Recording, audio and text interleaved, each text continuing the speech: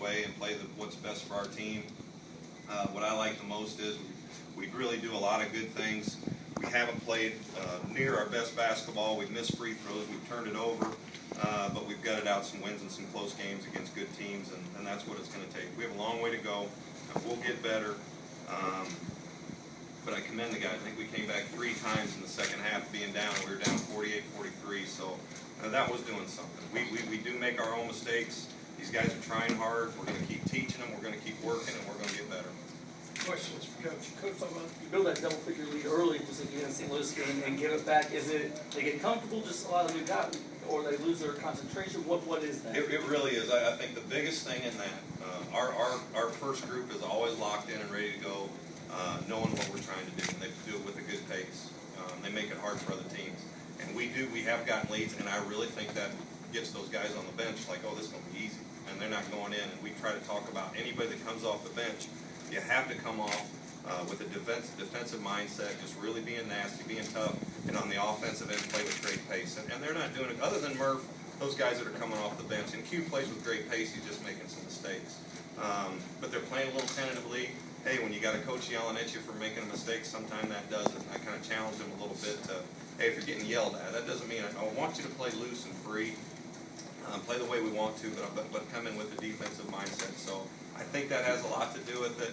But I tell you what, all those guys that do come in there after 30 seconds, a minute, they loosen up and play pretty well. And one player you have a lot of admiration for is Jay Kitchell over the years. His first career double-double sign, and it was much needed. Just his game tonight was huge for you guys. Yeah, we challenged him and Justin. We thought these two interior guys have both been averaging 15 points, several rebounds, a lot of offensive rebounds, block shots. They're just a really good duo. We recruited Chris Freeman. We thought he was a very good player. And we challenged those guys, and even there at the end, Kitch was like, I got him. We did a lot of helping to him in different ways. Kitch goes, I got him, let's not help, and that's the way Kitch is, he takes challenges pretty well. He likes to mix it up. He is our kind of our glue back there. He knows what we're trying to get accomplished on the defensive end, and for things he may lack on the athleticism side or the physical stature side, he makes up for with his smart, his effort. He's always working hard, and I thought Justin competed pretty hard at the defensive end too, and we ask a lot of those too, so they really helped us right down the stretch. I heard you say early in the first half, after you got that lead and lost it, get the ball inside Gant and Murphy and Kitchell were asserting themselves, and then you went away from that. How frustrating was it? What would that mean? Get the ball inside. Throw it in there. I know. That some of these guys, they want so hard to make plays, and they're aggressive, especially Brent and Trey. Trey got in there a lot tonight. But those guys aren't going to get all the way to the basket with this shot blocking duo they had. When we talk about penetrating to make plays for others, and you look at our stats, at halftime we had 3 assists and 10 turnovers. At the end of the game, we have 7 assists and 18 turnovers. That's not good, efficient, smart offensive basketball, so we're going to improve a ton on that end. You can't make it happen with just going down, dribbling in there and try to make it happen. The ball's got to move a little bit first. And we've got a lot of good players. We're going to be pretty hard to guard, but we've got to continue to change that. And the ball we talk about paint touches, whether it be a post feed, a cut, or a drive. It's got to touch the paint before you settle for something else. You talked about being tentative for a while, and in the second half, when Austin Peay finally did get the lead, there looked to be a little nervousness out there for a while, I thought. Oh, I don't know if any kid gets nervous anymore. I really don't. I just think, when Hickey asked the question, I think those guys off the bench come in maybe too relaxed if we do have a lead, not with the sense of urgency that they need to play with. And then, you have coming off the bench is hard. I did it in college. It's not an easy thing to do. If you make a mistake, the coach yanks you right back out. So sometimes you have a tendency to not compete as hard and play as hard as you would. With the youth that we have and the inexperience that we have, that's perfectly natural. We just need to continue to improve on all that. 37 free throws. Obviously, Trey been a big part of that down the stretch. How great is that? I mean, Odo did it forever, lived at the line at the end of games, and to get that from your point guard, a new point guard to get that. And he's one of the ones, too, that comes in as a little tentative. I've got him scared to make plays a little bit too much. I got to keep working with him and being positive with him. If you could combine him and Brenton's mentality, you probably have a really good guard there.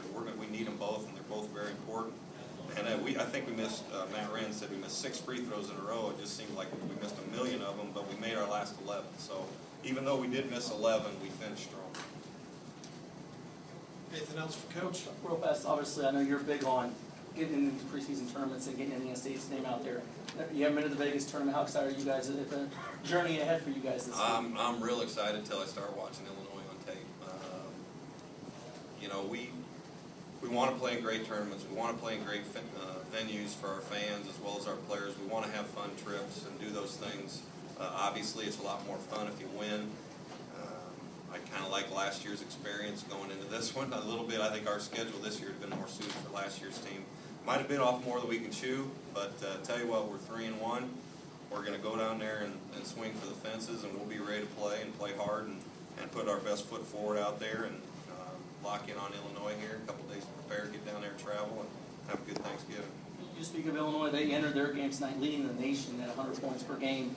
I don't know how much you've seen of them, but what do you know about? The only thing I've done, I'm a Big Ten fan, obviously, and being at Iowa, I know a lot about Coach Gross. I've known him for a long time. They're very talented. They're ranked. They play super fast. They got a lot of good players. They play awfully hard. They'll come down there, you know, with a plan on winning their 2 games and getting out of there and keeping their rankings. So we know we got to work cut out for us. That's all we do. But I got a call from Bill Raftery. He's doing the game. You know, Fox Sports 1. That's going to be pretty cool to have a legend over there calling the game. So Sycamores will head to Vegas. We're going to play hard and see what happens. Anything else, guys?